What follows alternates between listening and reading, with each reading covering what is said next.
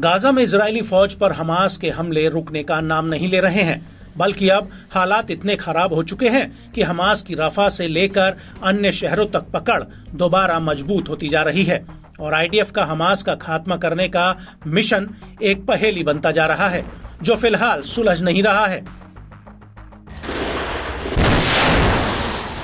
दरअसल दक्षिणी गाजा के रफा शहर में हमास के साथ गाजा के अन्य छोटे बड़े प्रतिरोधी संगठन एक साथ मिलकर आईडीएफ पर हमले कर रहे हैं और अब इसी कड़ी में रफा के याबना कैंप में अवदल्ला जंक्शन में अल-कुद्स ब्रिगेड के लड़ाकों ने आईडीएफ पर एक बहुत बड़ा हमला किया है। यहां पर हमास के लड़ाकों ने एक बिल्डिंग पर टीबीजी गोलों से हमला किया है, जिसमें इजरायली सैनिकों ने पोजीशन ले रखी थी। अल-कुद्स के लड़ाकों ने इस बिल्डिंग पर ताबड़तोड़ गोला बारूद बरसाया है, जिसका एक वीडियो भी सामने आया है।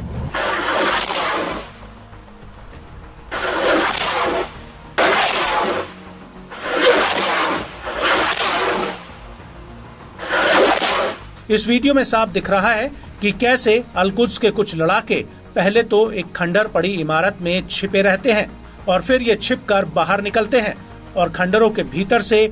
ये दोनों लड़ाके सामने की एक बिल्डिंग पर निशाना लगाते हैं और इसी बिल्डिंग में आईडीएफ के सैनिकों ने पोजीशन ले रखी होती है और फिर एक लड़ाका बीच रास्ते में आकर उस बिल्डिंग पर टीबीजी गोला फायर कर देता है। इसके बाद वीडियो में आईडीएफ के कुछ जवान सामने के रास्ते में नजर आते हैं और उनके आगे आईडीएफ का एक सैन्य वाहन भी होता है और इन सैनिकों पर पीछे से अल-कुद्स के लड़ाके घात लगाकर फिर गोले फायर कर देते हैं।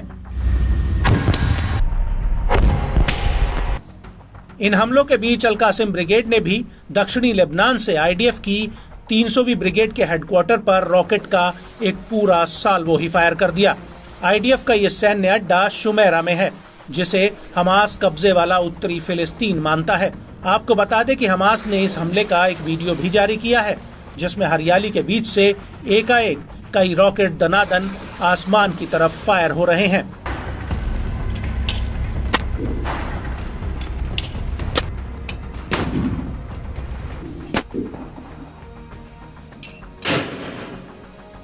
वहीं इन हमलों के बीच वेस्ट बैंक में हमास से जुड़े प्रतिरोधी संगठनों ने इजरायली सेना के खिलाफ खुलकर मोर्चा खोल दिया है। यहाँ पर बेतलहम के देशहर रेफ्यूजी कैंप में इजरायली सेना और प्रतिरोधी लड़ाकों की सीधी भिड़ंत हुई है। कई मीडिया रिपोर्ट्स में ये आरोप लगाया गया है कि इजरायली सेना ने बेतलहम में फिलिस्तीनियों के कई घरों पर हमला किया है। इसके अलावा अल-सामू कस्बे में भी इजरायली सेना ने छापेमारी की कार्रवाई की है और इन्हीं छापेमारियों के दौरान कलकीलिया में आईडीएफ की स्पेशल फोर्स के ऊपर एक बड़ा हमला किया है। अल-अक्सा के लड़ाकों ने यहां पर आईडीएफ के ऊपर मशीन गन से हमला करने का दावा किया है और इससे एक दिन पहले 21 जुलाई 2024 की शाम को आईडीएफ ने एक वाहन को आईईडी ब्लास्ट में उड़ा दिया था। इसके अलावा पूर्वी अल खलील के बानी नाइम कस्बे का एक वीडियो भी वायरल हो रहा है, जिसमें एक फिलिस्तीनी युवा इजरायली सेना द्वारा कब्जा की गई जमीन पर आग लगाता हुआ दिख रहा है। सबसे बड़ी बात यह है कि जब से गाजा में युद्ध शुरू हुआ है, उसके बाद से ही वेस्ट बैंक में बार बार प्रतिरोध की आग भड़क रही है और इजरायली सेना इन हालातों में रोजाना छापेमारी की कार्रवाई कर रही है।